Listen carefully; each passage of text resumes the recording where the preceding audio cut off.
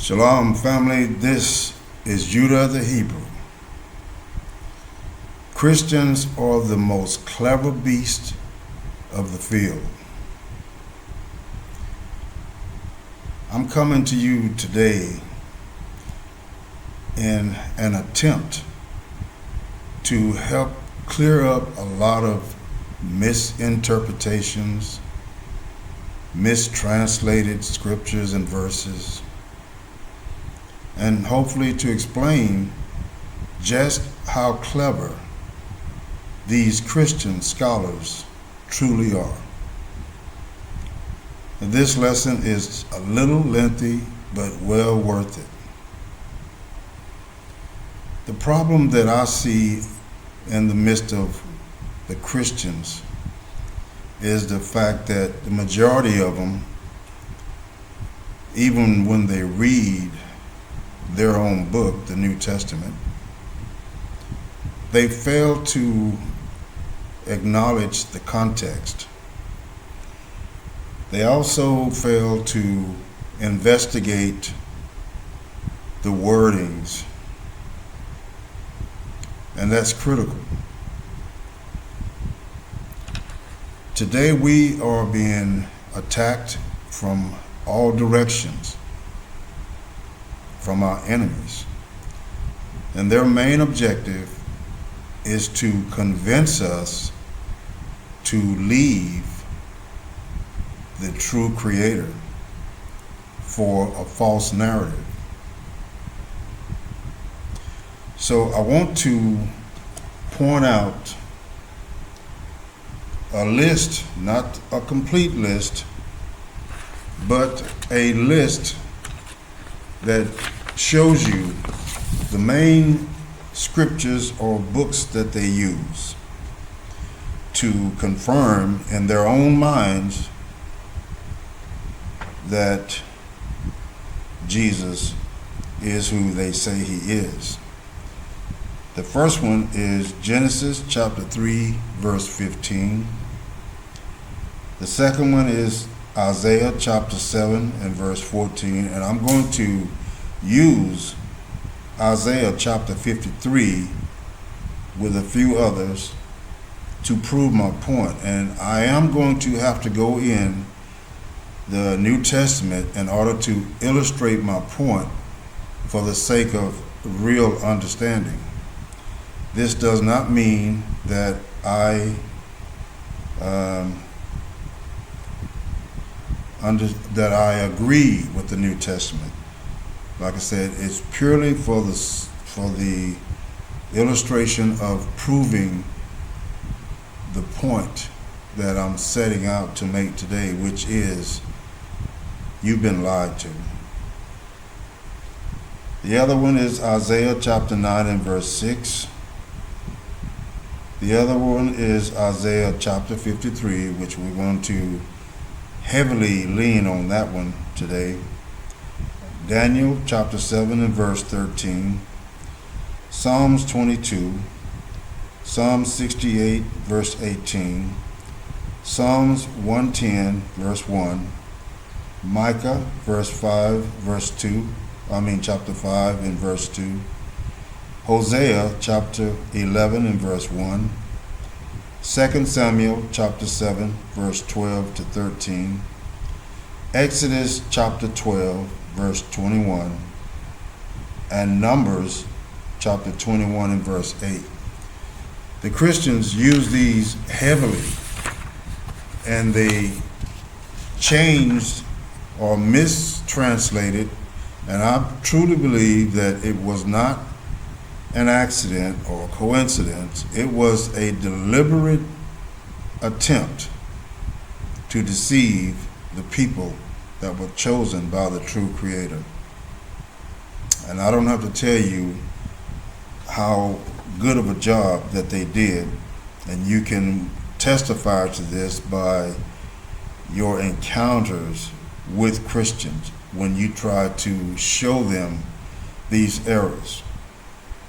The proof jumps out when they argue, when they demean you, when they mock you, they fight so hard to hold on to this lie. And I guess indoctrination can be credited to that. But there are some scholars that are considered skeptics, and they argue that certain prophecies in the Old Testament often cited to refer to Jesus.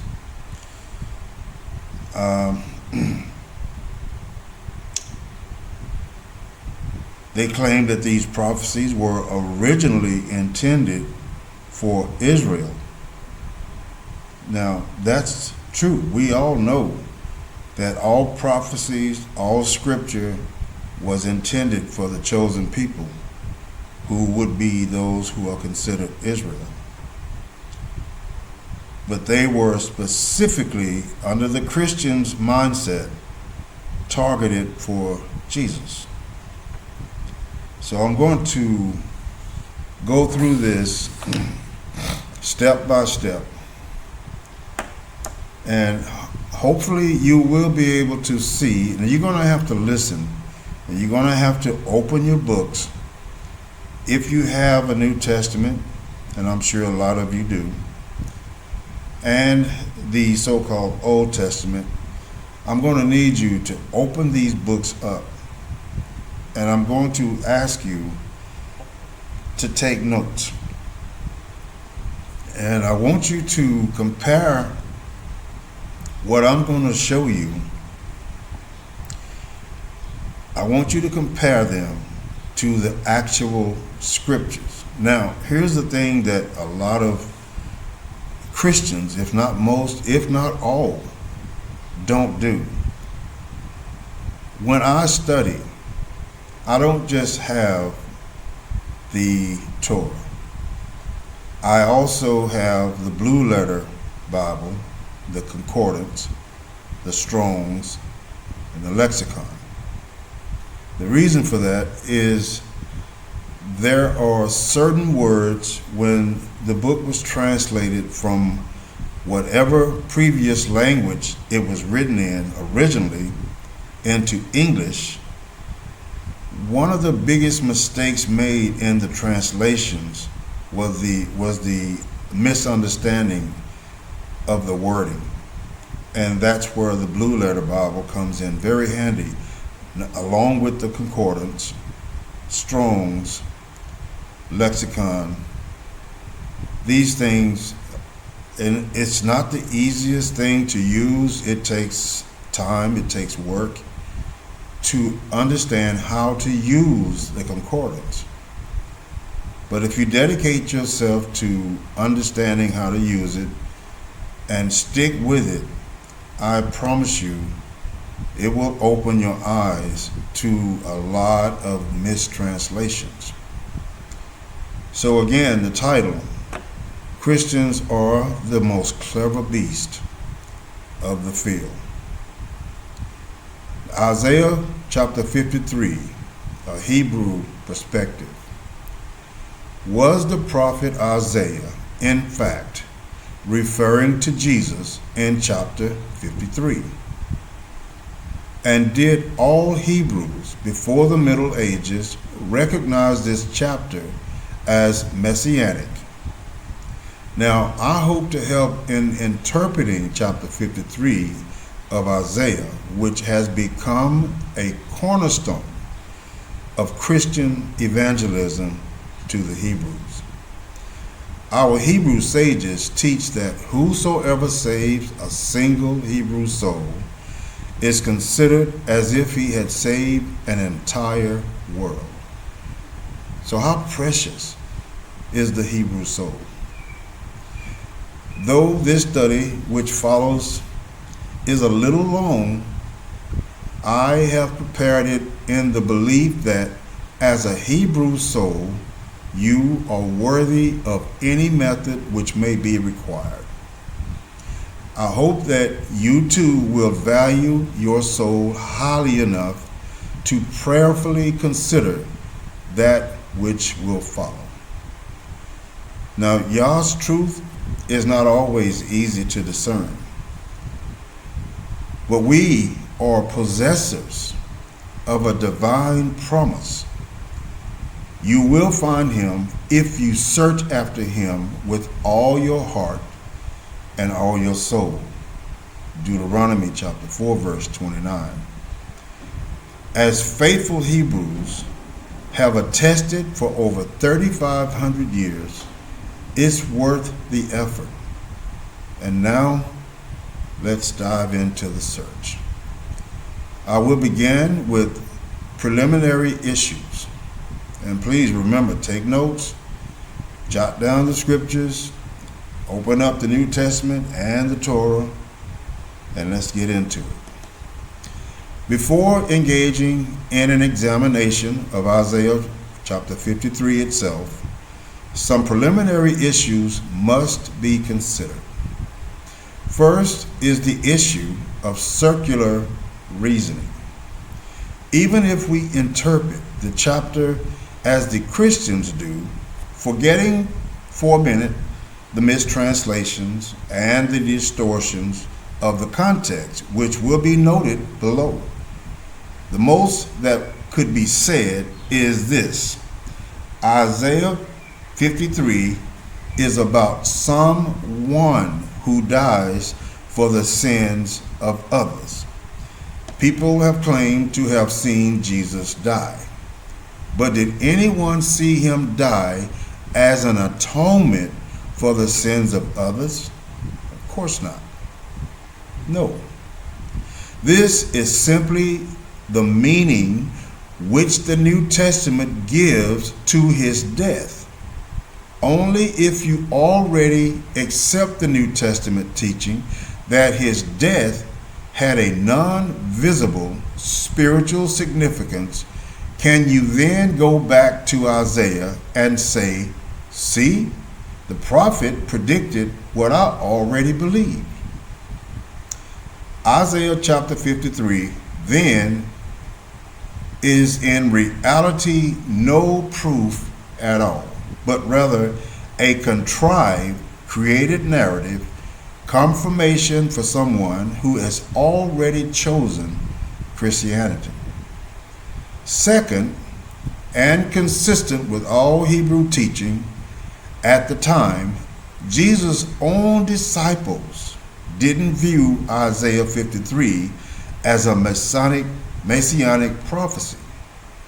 For example, after Peter identifies Jesus as the Messiah in Matthew chapter 16 and verse 16, he's informed that Jesus will be killed. Matthew chapter 16 and verse 21. His response: God forbid it, Lord, this shall never happen to you. Matthew chapter 16 and verse 22. See also Mark chapter 9 verse 31 to 32. Mark chapter 16 verses 10 to 11. John chapter 20 and verse 9.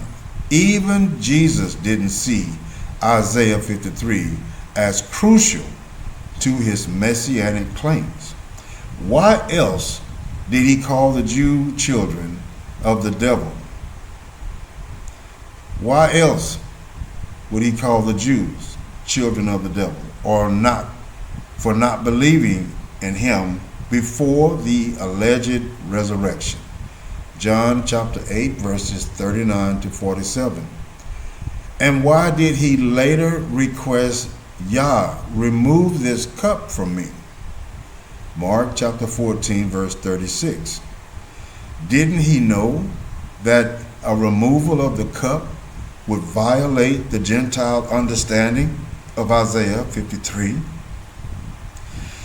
And third, even if we accept the Gentile Christian interpretation of Isaiah chapter 53, where is it indicated, either in Isaiah 53 or anywhere else in our Hebrew scriptures, that you must believe in this Messiah to get the benefits of salvation? Context. Since any portion of Scripture is only understood properly when viewed in the context of Yah's revelation as a whole. Some additional study will be helpful before you tackle Isaiah chapter 53. So you see, if you don't understand context, how to read the context, or how to use the context, there is no way for you to fully understand what it is that you read, which leads to misunderstandings, misinterpretations, and mistranslations. So you have to understand Isaiah chapter 53 is not the easiest book to understand.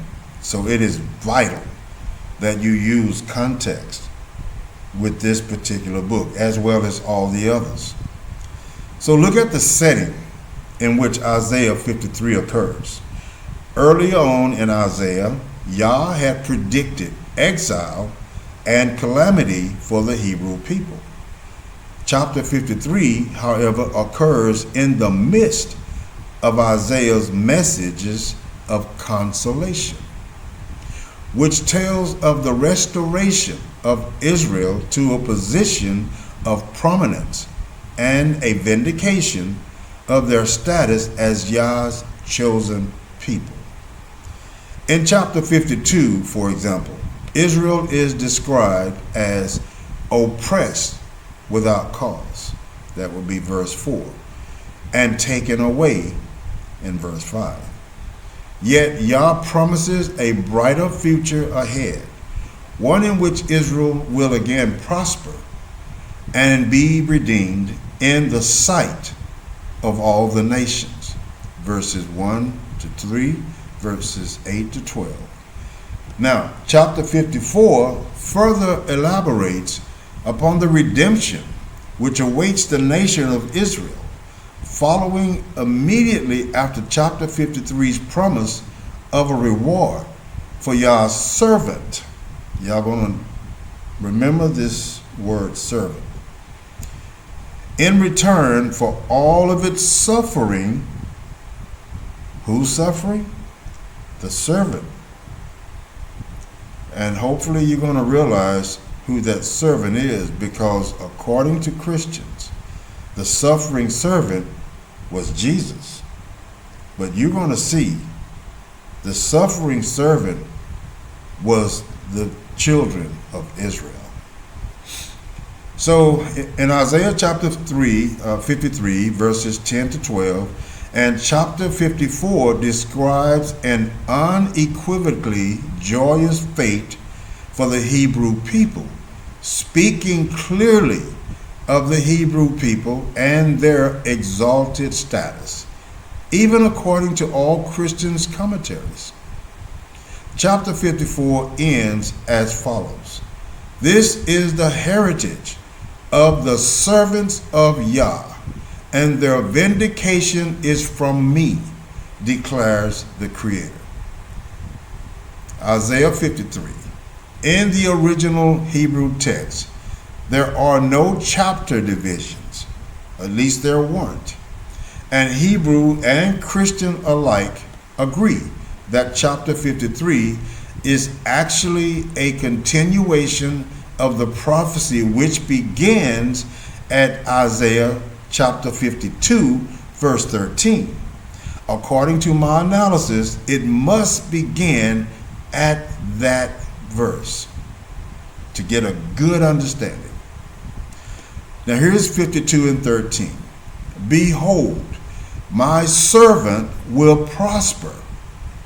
Israel in the singular is called Yah's servant throughout Isaiah, both explicitly.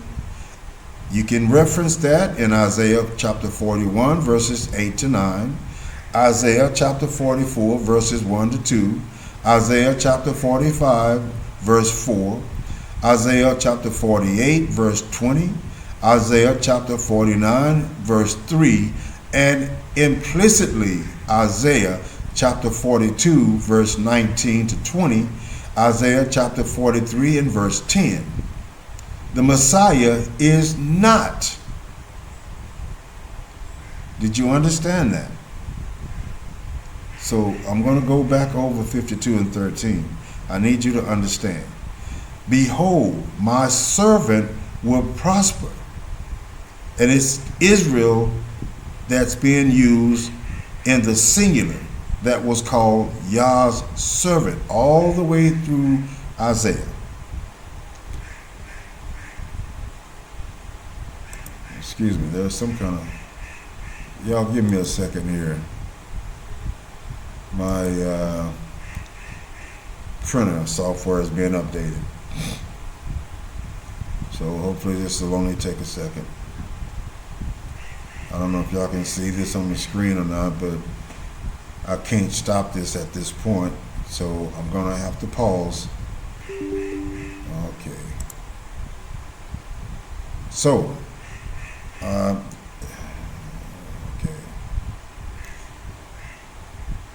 Let me see if I can move this out of the way. Okay, so it wasn't this book, this chapter, 52 verse 13, was referring to Yah's servant. That would be Israel, all right? Those were his servants, and all the way through Isaiah, the entire book is referring to the chosen people of Yah as his servants. So, other references to Israel as Yah's servant include Jeremiah chapter 30 verse 10, and note that in Jeremiah chapter 30 verse 17, the servant is who? Israel. Is regarded by the nations as an outcast, forsaken by Yah, as in Isaiah chapter 53 and verse 4. Jeremiah chapter 46 verses 27 to 28. Also in Psalms 136 verse 22, and even Luke in the New Testament chapter 1 verse 54. Also, given the Christian view that Jesus is God, so is God his own servant. I'm going to let that sink in for a second. Is God his own servant? In Isaiah chapter 52 verse 15, and Isaiah chapter 53 verse 1, so shall the servant startle many nations. The kings will stand speechless. For that which had not been told them, they shall see, and that which they had not heard shall they ponder.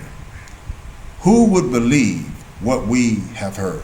Clearly, the nations and their kings will be amazed at what happens to the servant of Yah. And they will say, who would believe what we have heard? Isaiah chapter 52 and verse 15 tells us explicitly that it is the nations of the world, the Gentiles, who are doing the talking in Isaiah chapter 53. See also Micah chapter 7 verse 12 to 17, which speaks of the nation's astonishment when the Hebrew people again blossom in the messianic age. Isaiah 53 verse 1, and to whom has the arm of the Creator been revealed? Who revealed himself to a certain people? In Isaiah and throughout our scriptures, Yah's arm refers to the physical redemption of the Hebrew people from the oppression of other nations. See Isaiah chapter 52 verses 8 to 12, Isaiah 63 verse 12, Deuteronomy chapter 4 and verse 34, Deuteronomy chapter 7 and verse 19, Psalms chapter 44 and verse 3. Isaiah 53:3, despised and rejected of men. While this is clearly applicable to Israel, see Isaiah chapter 60 and verse 15, Psalms chapter 44 verse 13 to 14. This can't possibly align with the New Testament account of Jesus, a man who was supposedly praised by all, because this is referring to someone that is despised and rejected of men. Also in Luke chapter 4 verses 14 to 15, and followed by multitudes. Okay? This verse is referring to someone who was followed by multitudes. Can we say that about the chosen people? Were they followed by multitudes? Who would later acclaim him as a prophet upon his triumphal entry into Jerusalem. Matthew chapter 21, verses 9 to 11. Even as he was taken to be crucified, a multitude mourned his fate. When did that happen for the chosen people of Israel? When did that ever happen? So these two are not referring to the same entities. I'm going to put it that way. In Luke chapter 23, verse 27, Jesus had to be taken by stealth. So they had to sneak him out, as the rulers feared a riot of people. Mark chapter 14, verse 1 to 2. In Isaiah 53:3, a man of pains and acquainted with disease, Israel's adversities are frequently likened to sickness. When did that ever happen to Jesus? Or when has he ever been described in such a way? Isaiah chapter 1, verses 5 to 6, Jeremiah chapter 10, verse 19, and Jeremiah chapter 30 and verse 12. In Isaiah chapter 53 and verse 4, surely our diseases he carried and our pains he bore. Who are we talking about? Jesus? No, we're talking about Israel. Listen, surely our diseases. Would Jesus classify himself as our, or him, or me, or I? Surely not our. Surely our diseases, Israel, he carried out, and our pains he bore. In Matthew chapter 8, verses 17, this is correctly translated and said to be literally, not spiritually, fulfilled in Jesus, healing of the sick. A reading inconsistent with the Christian mistranslation of Isaiah chapter 53 and 4 itself. So here's Isaiah chapter 53 and 4. Yet we ourselves esteemed him stricken, smitten of Yah, and afflicted. See Jeremiah chapter 30, verse 17. Of Yah's servant Israel. Jeremiah chapter 30 and verse 10. It is said by the nations, it is Zion. No one cares for her. Chapter 53 and 5. But he was wounded from, note, not for, but from. Read it. He was wounded from, when it should have been for. When it should have been from. But instead, the scholars, the Christian scholars, substituted the word from and inserted the word for. You see how this works. You see how it worked.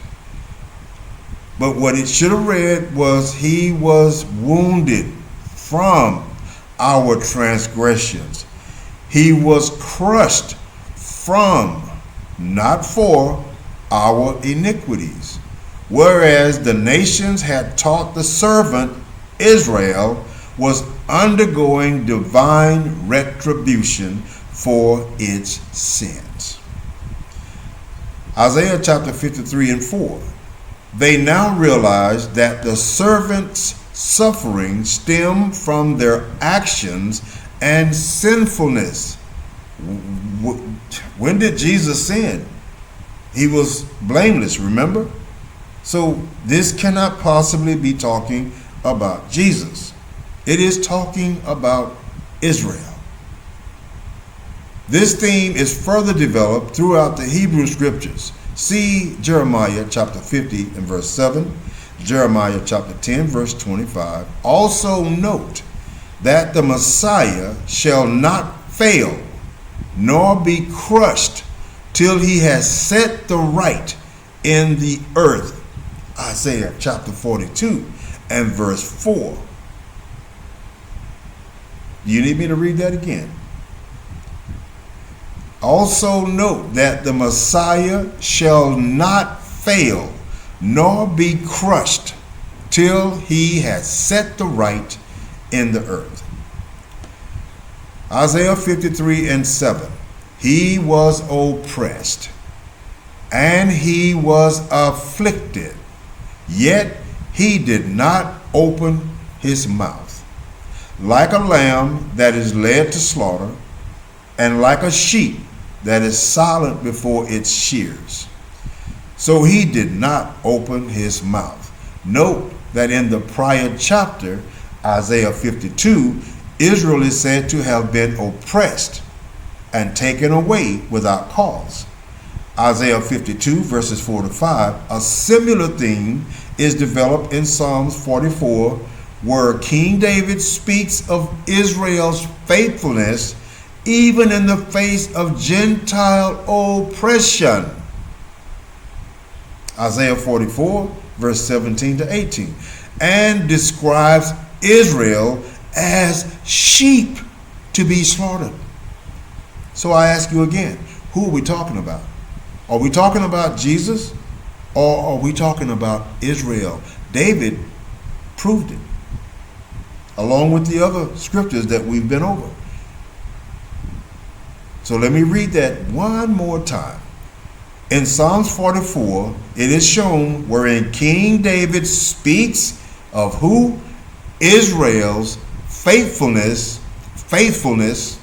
even in the face of Gentile oppression, meaning they didn't open their mouths, even under all this oppression.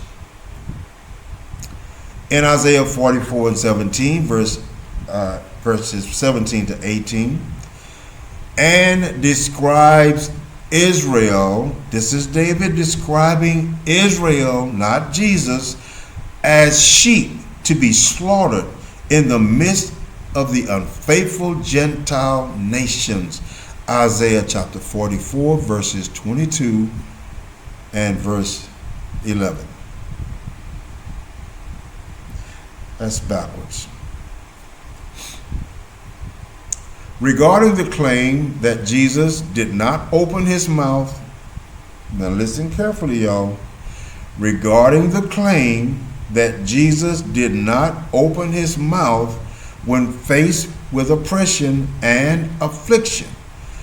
This is what it says in Matthew 27 and 46. It also repeats it in John chapter 18 verse 23 and in John 36 chapter 36 verse 37. But here's Matthew chapter 27 verse 46. Well, now Jesus did up above, we see that they were taken away without cause, and David speaks of Israel's faithfulness in the face of Gentile oppression, that they were led like sheep to be slaughtered, and they didn't open their mouths. Well, let's check this against the Matthew chapter 27 and verse 46. Jesus, moments before his death, cries out, Eli, Eli, lima sabachthani. He had to open his mouth to say that, right? I hope y'all are getting this. Isaiah 53, verse 8. From dominion and judgment he was taken away. Note the correct translation of the Hebrew. The Christians are forced to mistranslate, since by Jesus' own testimony, he never had any rights to rulership or judgment, at least not on the first coming. See John chapter 3, verse 17, John chapter 8, verse 15, John chapter 12, verse 47, and John chapter 18, verse 36.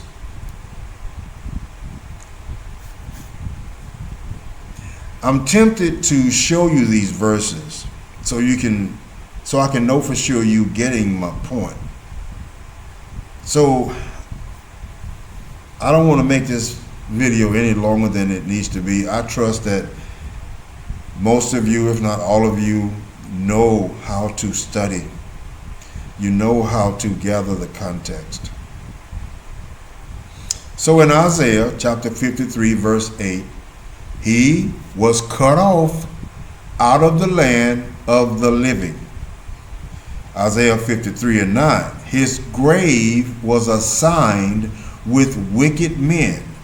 See Ezra chapter 37, verse 11 to 14, wherein Israel is described as cut off.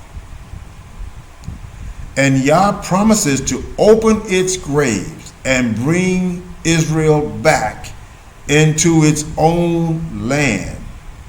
Other examples of figurative deaths include Exodus chapter 10, verses 10 to 17.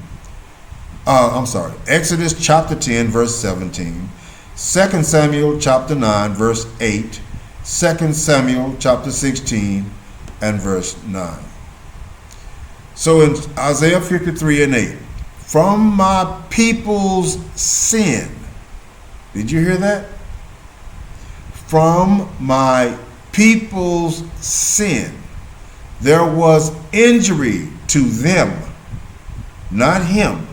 There was injury to them. Y'all, listen, I'm going to tell you, I understand from my past history how hard it is to put in this work. I get it. I'm doing it today, and it's not the easiest thing, and it's tiresome.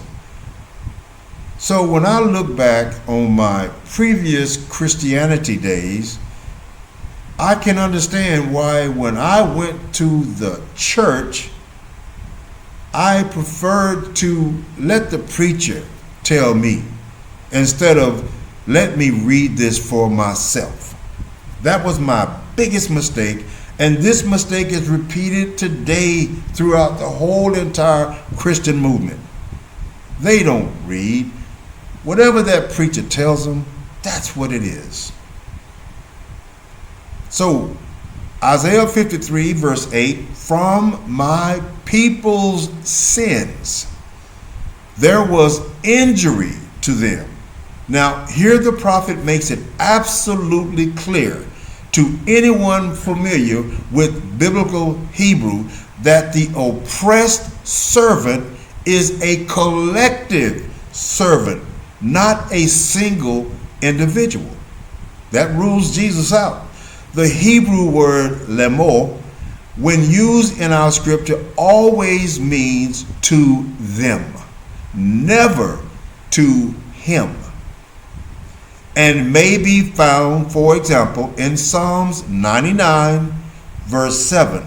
They kept his testimonies and the statute that he gave to them. Isaiah 53 and verse 9, and with the rich in his deaths. Maybe King James should have changed the original Hebrew, which again makes it clear that we are dealing with a collective servant, meaning Israel, a nation of people, not one single individual, which will come to life when the exile ends. Ezra chapter 37 and verse 14. Isaiah chapter 53 and verse 9. He had done no violence. Okay, who are we talking about here? He had done no violence. Now, if you look at Matthew chapter 21 and verse 12, we will see that it cannot be talking about Jesus. Why? Listen to this. In Matthew 21 verse 12, Jesus entered the temple and drives out all those who are buying and selling there. He also overturns the tables of money changers and the benches of those selling doves. Isn't that an act of violence? Picture that in your head. That's violence. But according to Isaiah 53 and 9, he had done no violence. So this he person, this he is who? It's Israel. Jesus clearly acted violence when he overturned the money changers' tables and benches and threw out all those who were buying and selling. That's clear-cut violence. Mark chapter 11 and verse 15 to 16, Luke chapter 19 verse 45, Luke chapter 19 verse 27, Matthew chapter 10 verse 34, and Luke chapter 12 verse 51. Then judge for yourself whether this passage is truly consistent with the New Testament account of Jesus. Like I said, if you have New Testaments, a New Testament book, not for the sake of honoring or keeping it as the holy book, but as a point of reference to verify these Christian claims and to prove beyond a shadow of a doubt this was not about Jesus. Isaiah 53 was not calling Jesus a suffering servant. He was talking about Israel, and it should be proved by now, but we're going to go a step further. In Isaiah chapter 53 and verse 10, he shall see his seed. Okay, if that don't do it, nothing will. But I'm going to tell you, I am going to get Christians coming at me like a herd of buffalo. I'm still getting them from the last two videos on the near-death experience. And you should see some of the stupid things they say. One guy called me crazy.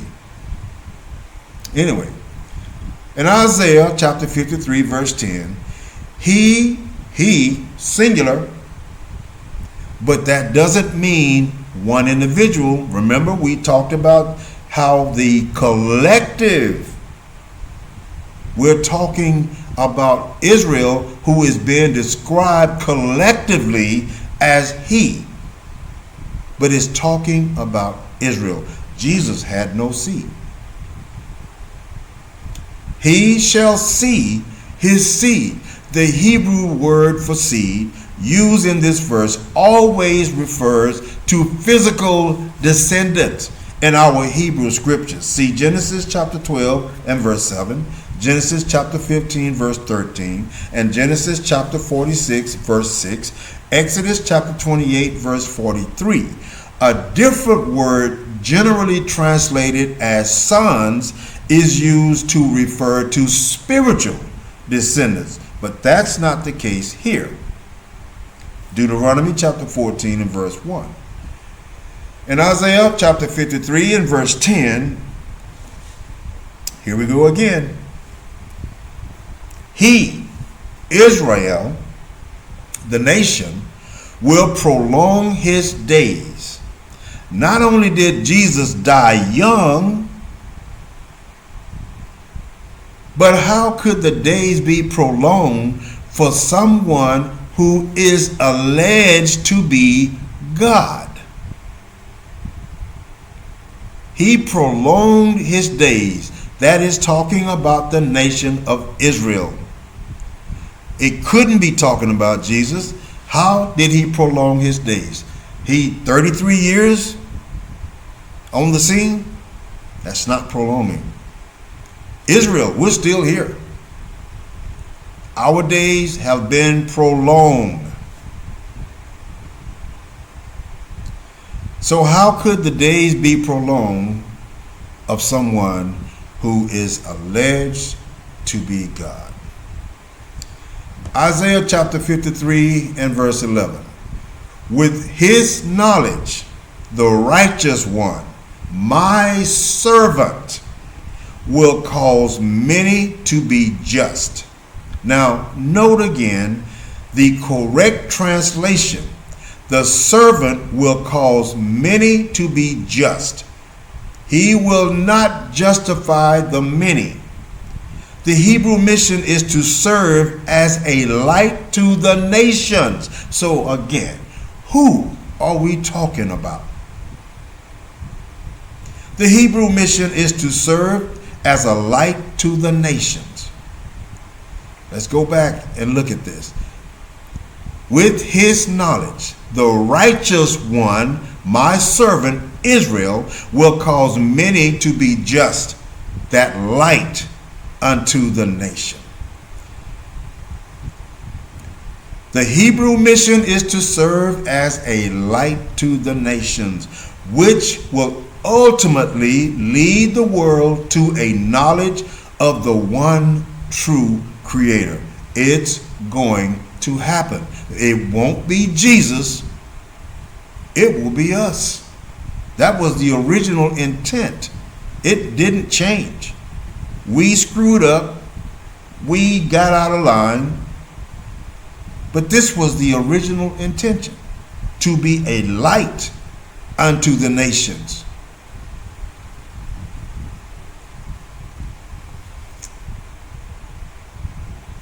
So the Hebrew mission is to serve as a light to the nations, which will ultimately lead the world to a knowledge of the one true Creator. This, both by example in Deuteronomy chapter 4, verses 5 to 8, and Zechariah chapter 8, verse 23, and by instructing the nations in the Creator's law. Isaiah chapter 2, verses 3 to 4, and Micah chapter 4, verses 2 to 3. Now, when we talk about the Creator's law, we find the laws in the Torah. So when the Creator tells us to seek out the old paths, what's the old paths? It is the Torah. It's the original book of laws. The Torah means the book of the law. Okay? So, Isaiah chapter 53 and verse 12. Therefore, I will divide a portion to him with the great. Does that sound like Jesus? I will divide a portion to him, Israel, with the great, and he shall divide the spoil with the mighty. If Jesus is God, does the idea of reward have any meaning? Is it not rather the Hebrew people who righteously bore the sins of the world and yet remained faithful to Yah? Psalms chapter 44. Who will be rewarded? And this in the manner described more fully in Isaiah chapters 52 and 54. Christianity is the deadliest trap man has ever encountered. I want to end with this last chapter, Isaiah 52, verses 1 to 3. And I want y'all to listen carefully. Chapter 52, verse 1, Isaiah. Awake, awake, Zion. Clothe yourself with strength. Put on your garments of splendor. Jerusalem, the holy city, the uncircumcised and defiled, will not enter you again. Shake off your dust. Rise up. Sit up enthroned, Jerusalem. Free yourselves from the chains on your neck. Daughter of Zion, now a captive. For this is what the sovereign Creator has said. You were sold for nothing, and without money you will be redeemed. Shalom.